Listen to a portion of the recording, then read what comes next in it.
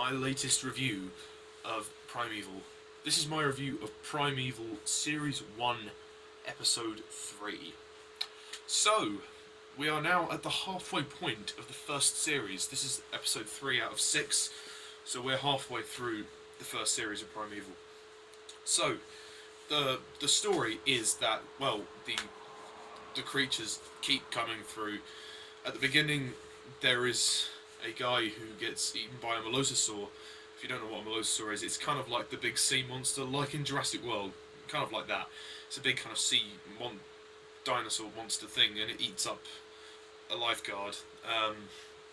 And then there's the anomaly. The anomalies are the team discover the anomalies are being transported across this kind of time. They could across this kind of rift in time, and they're moving places. So they're travelling. The anomalies are travelling, and basically they discover that obviously with the knowledge now that Helen Cutter is still alive, Nick Cutter decides to go back into the anomalies to find her and bring her back so they can gain some more knowledge about the anomalies and why they're appearing, and because as far as they're concerned she is 8 years ahead of them. So Nick's mission is to go and bring back his wife, whom he once thought was dead, only to discover that she's become this really cuckoo woman. She's become crazy and senile, and she's had some really weird ideas about the anomalies. She says, "Oh, I've seen the great wonders of the world. I've seen this. I've seen that. And Nick doesn't quite know what to believe, and which causes tension between Nick and the rest of the team." So, episode 3, how does it stack? In my opinion, this is a great episode. This is one that we needed as well. What I like about this episode is that it's very brisk. There's so much pace and excitement.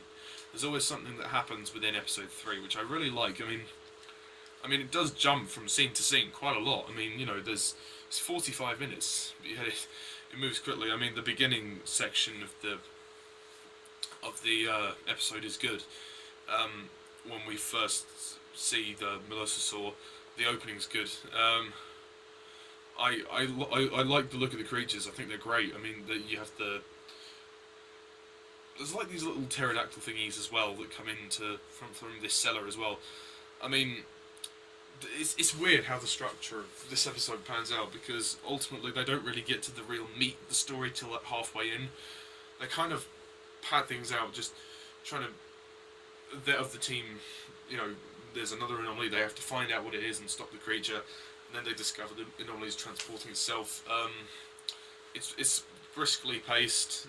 I really like that, and I like the storytelling in this episode. It's really good. I really like the characters here. I think it's great. I mean, my only criticisms about this, in terms of the character moments, are kind of, again, the love triangle stuff. I mean, to me, it just feels completely unnecessary and uncalled for and not wanted. I mean, the whole Abby and Stephen thing. I mean, Stephen starts to remember things that happened, and he remembers. He kind of liked Abby, and then because he says, "Oh, I'm gonna go and meet my girlfriend," and then because Abby dresses up nice for him, and then shot down, and Connor likes Abby, so he's trying to he's kind of interrogating Stephen about his love life. And I mean, there's some nice comedy in there, but ultimately the whole love triangle thing, it's just not necessary. I mean, it's not the main focus anyway, so it's not a major problem, but it's just one of those things where you're like, can we get to the main story, please? Can we move on from this? Yeah, and I really like the acting. I think the acting's great. I mean, particularly in the scenes in the future, like with Helen, played by Juliet Aubrey. This is kind of her first main appearance of the series. I mean, she's kind of been scattered across episodes 1 and 2, yeah, she plays the part really well. I mean, you can really tell that she's definitely she's got some elements of psychoticness in her. I don't know if that's actually a word, psychoticness, but there is something quite queer about Helen, and I like that. I mean, I like, you know, the sense of madness that you get from her. I mean, trust me. I mean, it only gets worse. She becomes much worse as the show goes on. But like, this is the first time Nick has seen his wife in 8 years, so the scene holds quite a lot of impact, and the drama within the scene is great because I mean, it's more of a personal meeting as well, because obviously this is Nick's wife, so you know he's not seen her for 8 years, and to find out she's alive, that's a big thing for him. So, and the fact that she knows about the anomalies as well, she knows more about the anomalies than they do, is quite useful for them. And obviously Lester's like, you know, you have to go through the anomaly and bring her back. He's insisting on force, but Nick says, no, I don't want to go in there with force, I want to go in there on my own to find my wife. And, you know, Nick tries to assert himself, and there's tension between Lester and Nick, which I like. I think it's really cool seeing those sort of moments play out.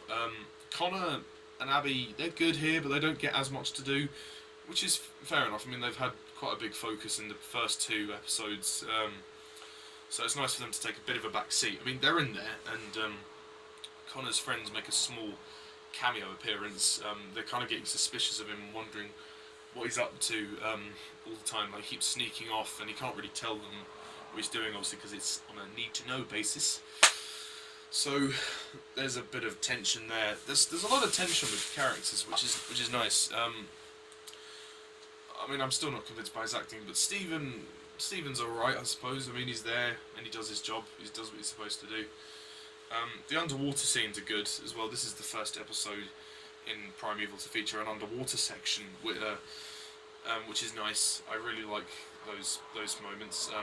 They make for really sort of tense and suspenseful moments, because it's all murky, and you know, it's in the reservoir in London, so they can't really see what's underneath. I mean, the anomaly is underwater, obviously. I believe that's the only time that ever happens in a Primeval episode, as far as I'm aware. Anyway, I mean, there might be another one, but I can't remember at the moment.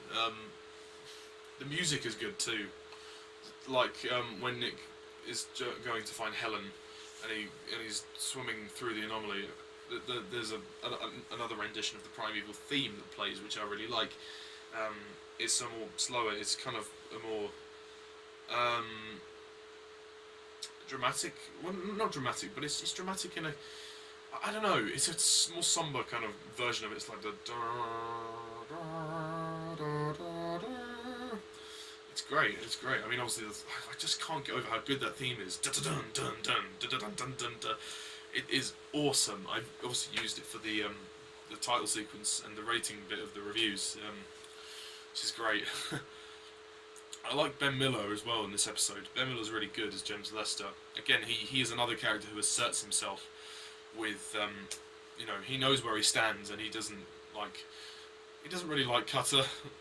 I mean, I don't think he minds him, but he just doesn't like the fact that he's always right, and he doesn't want to believe all of his theories. He's kind of in denial with Cutter's theories. Claudia is good too.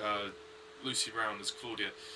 She's kind of warming to Nick, but at the same time, she's kind of a bit pissed off at him because he's lied to everyone because he knew that Helen, well, until recently, he hadn't known that his wife was alive. I mean, you can sort of see the kind of the sparks kind of igniting slightly between Nick and Claudia.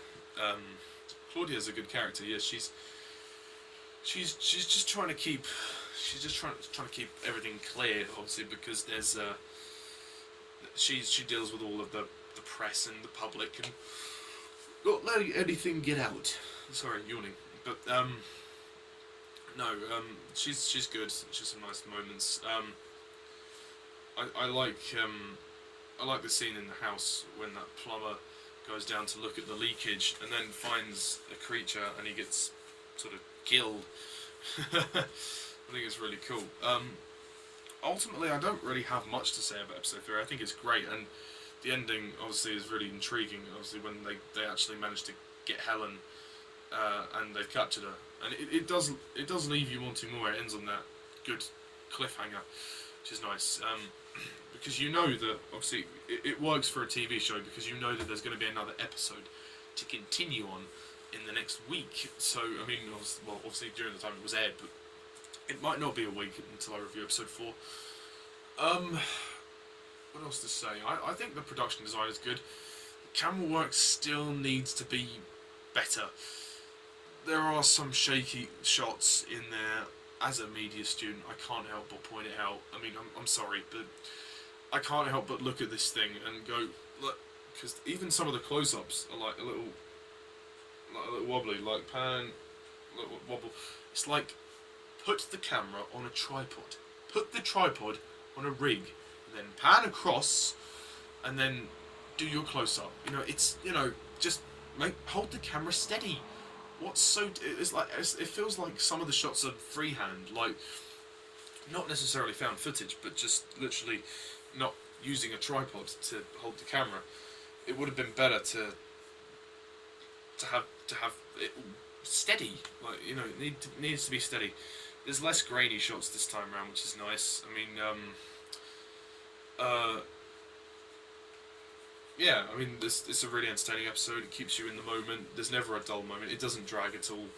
The suspense is great. I kind of prefer it to episode 2 a little bit, I think, because of how briskly it moves. It is very brisk, and also because it's the first time we see Helen, so that is really quite a good thing. As I say, the problems of the episode are that little love triangle thing. It doesn't really need to be there, and it doesn't work. But hey, and I'm not a huge fan of Stephen. I'm not gonna lie. James Murray is a very dull actor to me. But aside that, I think it's a really good episode, and I'm probably going to give this one 9 out of 10.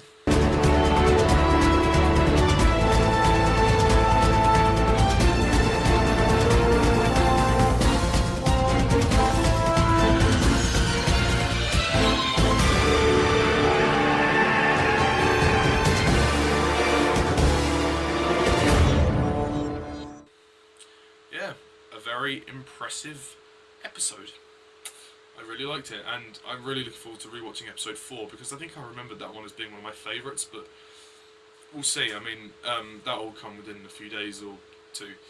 I am going to be seeing Inside Out on Tuesday, so stay tuned for the review of that.